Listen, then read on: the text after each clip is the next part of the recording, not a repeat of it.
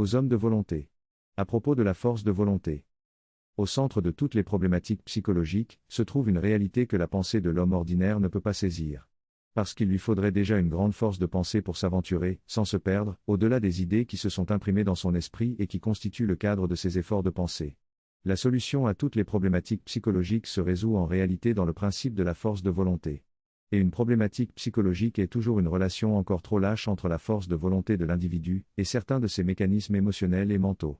Si la force de volonté est insuffisamment développée en elle-même, l'homme ne peut pas surmonter ses émotions négatives, ni dissoudre ses sentiments négatifs, ni redresser ses pulsions négatives. Il ne pourra pas, non plus, garantir la rigueur et la précision de sa réflexion. Parce que ses émotions et ses sentiments auront toujours une influence prépondérante sur ses efforts de raisonnement. Et quand bien même la force de volonté serait suffisamment développée en elle-même, il peut encore arriver qu'elle n'ait pas encore développé l'action intérieure, spécifique et nécessaire, qui lui permettrait de maîtriser ou de juguler tel ou tel mécanisme du mental émotionnel.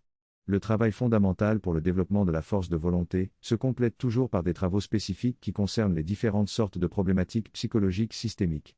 Et dans l'intelligence d'un tel travail. Travail de fond et travaux ciblés. Il est important de développer une compréhension éclairée des systèmes et des schémas qui déterminent les fonctionnements du mental émotionnel. C'est tout le propos de la pratique de la psychologie spirituelle, qui enseigne le travail fondamental pour le développement de la force de volonté, et qui donne des pratiques guidées pour travailler à différentes problématiques.